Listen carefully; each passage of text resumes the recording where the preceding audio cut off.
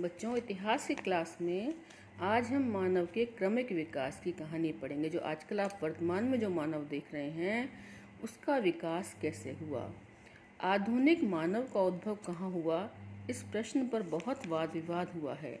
इस विषय पर दो मत प्रचलित हैं जो एक दूसरे से बिल्कुल विपरीत, यानी दो मत माने गए हैं कि किस किस तरह से मानव का विकास हुआ, लेकिन वो मत दोनों एक दूसरे से बिल्कुल विपरीत है। इनमें से पहला मत है क्षेत्रीय निरंतरता मॉडल को मानता है। उसके अनुसार अनेक क्षेत्रों में अलग अलग मनुष्यों की उत्पत्ति हुई। और दूसरा मत प्रतिस्थापन मॉडल का है, जिसके मुताबिक मनुष्य का उद्भव एक स्थान अफ्रीका में। यानी दो अलग अलग मॉडल हैं। कौन कौन से बच्चों? क्षेत्रीय निरंतरता मॉडल और प्रतिस्थापन मॉडल। क्षेत्रीय निरंतरता मॉडल के अनुसार मनुष्यों की उत्पत्ति अलग अलग स्थान पर हुई और प्रतिस्थापन मॉडल के अनुसार मनुष्य की सबसे पहले उत्पत्ति अफ्रीका महाद्वीप में हुई। यह तर्क वर्तमान मानव में दिखने वाले लक्षणों की क्षेत्रीय विविधताओं पर आधारित है कि मनुष्य एक ही स्थान पर पैदा हुआ। क्षेत्रीय निरंतरता मॉडल के अनुसार भिन्न भिन्न प्रदेशों में रहने वाले होमो सेपियंस का आधुनिक मानव के रूप में विकास धीरे धीरे अलग अलग रफ्तार से हुआ और इसीलिए आधुनिक मानव दुनिया के भिन्न भिन्न भागों में पहली मर्तबा यानी पहली बार अलग अलग स्वरूप में दिखाई दिया। यह तर्क आज के मनुष्यों के लक्षणों की विभिन्नताओं पर आधारित है। आज भी हम देखते हैं कि भारतवर्ष में ही कश्मीर से लेकर कन्याकुमारी तक जो है वो थोड़ा थोड़ा मनुष्यों में अंतर पाया जाता है। कहीं कलर का अंतर है, कहीं आंखों की बनावट का अंतर। ऐसे ही पूरे देशों में देखो, आप अमेरिका में देखोगे तो आपको कुछ अलग तरह के मनुष्य दिखाई देंगे। थोड़े काले होंगे, उनके फेस थोड़े अलग होंगे, उनके बाल थोड़े अलग होंगे। ऐसे ही आप अगर इंग्लैंड वगैरह में जाओगे तो क्योंकि थोड़ा ठंडा मौसम है तो वहाँ के लोग अक्सर आपको वाइट कलर के मिलेंगे, उनके बालों के रंग भूरे होंगे।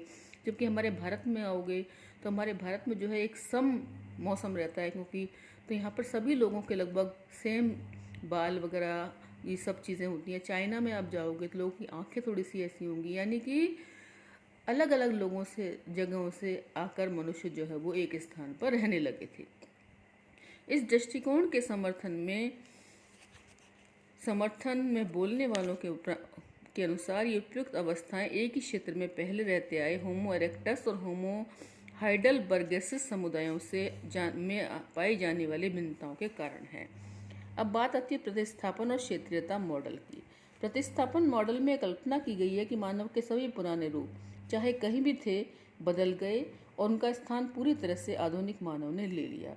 इस विचारधारा का समर्थन इस साक्ष्य से होता है कि आधुनिक मानव में सर्वत्र शारीरिक और जनिक उत्पत्ति मूलक समरूपता पाई जाती है। लेकिन एक बात है, कोई कैसा भी शक्ल का हो, कैसे भी हो, लेकिन सभी मानव जो हैं वो संतान उत्पत्ति करने में की क्षमता रखते हैं। सभी मानवों के हाथ पैर एक जैसे होते हैं, सभी मानवों के दांत होते हैं। ऐसा नहीं होता कि कोई बहुत बड़े बड़े दांतों वाले हैं या कहीं के मानवों में पूंछें पाई जाती हैं।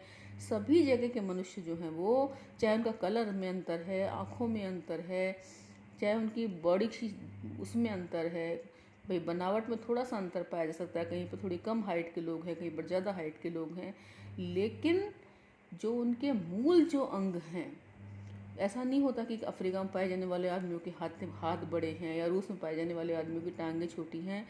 सबका लगभग समान आकार है। ऐसे लोग ये तर्क देते हैं कि इनमें अत्यधिक समानता इसलिए पाई जाती है कि उनके पूर्वज एक ही क्षेत्र यानी अफ्रीका में उत्पन्न हुए थे और वहीं से अन्य स्थानों को पर गए। आधुनिक मानव के पुराने जीवाश्मों के साक्ष्य जो इथोपिया एक देश है में ओमो नामक स्थान पर मिले हैं, प्रतिस्थापन के मॉडल का समर्थन करते हैं। इस विचारधारा के विद्वानों का मानना है कि आज के मनुष्य में जो शारीरिक भिन्नताएं पाई जाती हैं उनका कारण लोगों का पारिस्थितिकी के अनुसार हजारों वर्षों की अवधि में अपने आप को ढाल लेना है। जैसे आपने साइंस में पढ़ा होगा कि जो ठंडे प्रदेशों में पाए जाने वाले जो प्राणी होते हैं, जो जानवर होते हैं, उनमें उनके शरीर पर बड़े बड़े बाल होते हैं। यानी कि जिस स्थान पर जो जीव पाया जाता है वो धीरे धीरे अपने आप को उस परिस्थिति के अनुसार ढाल लेता है। अब यदि हम अगर रेगिस्तान में देखें तो ऊँट पाया जाता है जो कि अपने आप को ढाल लेता है। आपने बचपन से पढ़ा होगा कि ऊँट पानी एक बार में पी लेता है, उसके पैर गद्दार होते हैं। इसी तरह से पहाड़ी क्षेत्रों में याक एक जानवर पाया जाता है। वो पहाड़ी क्षेत्रों के हिसाब से अगर उनको आप चेंज करोगे, मान लो उसको पहाड़ी क्षेत्रों में ले जाओगे, उसको पहाड़ी क्षेत्रों से रेगिस्तान में लाओगे और ऊँट को अगर पहाड़ी क्षेत्रों में ले जाओगे तो उतने सर्वाइव नहीं कर पाएंगे, उतना आसानी से उस चीज़ को ग्रहण नहीं कर पाएंगे। लेकिन जो जिस चीज़ जगह पाया जाता है वहाँ पे उसके शरीर में ऐसी क्षमताएं हो जाती हैं कि वो अनुकूलन, इस चीज़ को विज्ञान में अनुकूलन कहते हैं। पेड़ पौधे भी अनुकूलन में अपने आप को ढाल लेते हैं। इसी तरह से मनुष्य ने धीरे धीरे परिस्थितियों के अनुसार अपने आप को ढाल लिया। जो उन विशेष क्षेत्रों में रहते थे और वहाँ स्थायी रूप से बस गए। अब आदिकालीन मानव के भोजन प्राप्त करने के तरीके कि आदिकालीन मानव जो है भोजन कहाँ से प्राप्त करता था। अब तक हम आदि मानव के अस्थि पंजर यानी हड्डियों के अवशेषों से प्रमित साक्ष्य पर विचार करते रहे हैं और यह देखते हैं कि महाद्वीपों के आर पार लोगों के आवागमन के इतिहास को पुनर्निर्मित करने के लिए इन अवशेषों का उपयोग किस प्रकार किया गया है। लेकिन इन सब के अलावा मानव जीवन के रोजमर्रा के साधारण पहलुओं पर विचार करना भी उतना ही आवश्यक है।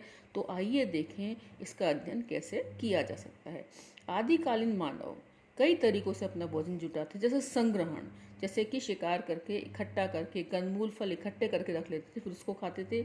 शिकार करना। अपमार्जन, अपमार्जन मतलब कोई दूसरे ने कोई जानवर मार दिया है उसको लाकर खा जाना।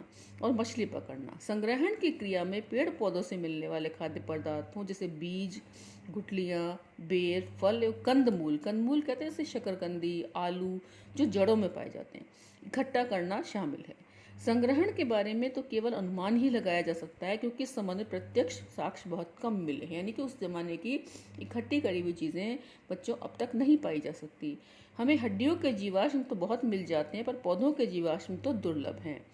पौधों से भोजन जुटाने के बारे में सूचना प्राप्त करने का एक तरीका दुर्घटना या संयोगवश जले हुए पौधों से प्राप्त अवशेषों का अध्ययन है। इस प्रक्रिया में कार्बनीकरण हो जाता है और इस रूप से जैविक पदार्थ लंबे अरसे तक सुरक्षित रहते हैं। कार्बन प्रक्रिया के आधार पर आपने पढ़ा होगा साइंस में, कार्बन पद्धति जो होती है उसके अनुसार पेड़ पौधों की उम्र का पता लगाया जा सकता है। तो जो पौधे थोड़ा जल गए तो उनके आधार पर पता लगाया जा सकता है। लेकिन अभी तक पुरातत्वविदों को उतने पुराने जमाने के संबंध में कार्बनीकृत बीजों के साक्ष्य नहीं मिले हैं। हाल के वर्षों में शिकार शब्द विद्वानों के लिए चर्चा का विषय बना रहा है। अब आधिकारिक रूप से सुझाव दिया जाने लगा है कि आदिकालीन होमिनिड अपमार्जन या रसदखोरी के द्वारा उन जानवरों की लाशों से मांस, मज्जा, खुरच निकालने लगे जो जानवर अपने आप मर जाते थे। यानी कि जो जानवर अपने आप मर जाते थे उनसे जो उनके शरीर की खाल वगैरह वो जो है और मांस निकाल लिया करते थे। और इतना भी कहा गया है कि जो मनुष्य भी अगर कोई मर जाता था उसकी खाल और मांस भी लोग खा जाया करते थे। किसी अन्य हिंसक जानवर द्वारा मार दिए जाते थे वह भी इतना ही संभव है कि पूर्व होमिनिड छोटे स्तनपायी जानवरों, चूहे, छछूंदर जैसे कृंतकों, पक्षियों और सरीसृपों, यहाँ तक कि कीड़े मकोड़ों को भी खा सकते थे। शिकार शायद बाद में शुरू हुआ, लगभग 50,000 साल पहले, 5 लाख साल पहले। योजनाबद्ध तरीके से सोच समझकर बड़े स्तनपायी जानवरों का शिकार और उनका वध करने का सबसे पुराना स्पष्ट साक्ष्य 2 स्थलों से मिलता है। वे हैं दक्षिण इंग्लैंड में बॉक्स ग्रोव से 5 लाख साल पहले और जर्मनी में शोनिजन से 4 लाख साल पहले का। मछली पकड़ना भोजन प्राप्त करने का एक महत्वपूर्ण तरीका था, जैसे कि अनेक खोज स्थलों से मछलियों की हड्डियों से मिलते हैं, जैसे कि अनेक खोज स्थलों से मछलियों की हड्डियां मिली हैं। लगभग 35,000 वर्ष पूर्व मानव के योजनाबद्ध तरीके से शिकार का साक्ष्य यूरोपीय खोज स्थलों से मिला है। ऐसा प्रतीत होता है कि पूर्व मानव कुछ ऐसे स्थल जैसे कि नदी के पास दोलनी वेस्तोनाइस चेक गणराज्य में सोच समझकर शिकार के लिए चुना था। रेंडियर और घोड़ा, रेंडियर कहते हैं, रेंडियर कुत्ते जैसे आकार का होता है जो ध्रुवीय प्रदेशों में चलता है। जैसे स्थान बदलने वाले जानवरों के झुंड पतझड़ और वसंत के मौसम में संभवतः उस नदी के पार चले जाते थे और तब उनका बड़े पैमाने पर शिकार किया जाता था। इन स्थलों का चुनाव इस बात का प्रतीक है कि लोग जानवरों की आवाजाही के बारे में और उन्हें जल्दी से जल्दी बड़ी संख्या में मारने के तरीकों के बारे में जानते थे। क्या खाद्य पदार्थ इकट्ठा करके मरे हुए जानवरों से मांस निकालने, शिकार और मछली पकड़ने में स्त्री पुरुषों की भूमिकाएं अलग अलग होती थी। वस्तुतः इस संबंध में हमारे पास कोई जानकारी नहीं है क्योंकि उस जमाने की कोई पुस्तकें वगैरह नहीं मिली हैं। आज भी ऐसे अनेक समाज जो शिकार और संग्रहण के बल पर अपना भोजन करते हैं। स्त्री और पुरुष भिन्न भिन्न क्रियाकलाप करते हैं, लेकिन जैसे कि हम इस अध्याय के पहले के अनुभागों में देखेंगे या बाद वाले अनुभागों में देखेंगे कि अतीत के साथ सदैव समानांतर तुलनाएं सुझाना संभव नहीं है। यानी जो समय बीत गया है उसके बारे में आगे आने वाले समय से उस समय की तुलना करना जो है वो संभव नहीं है।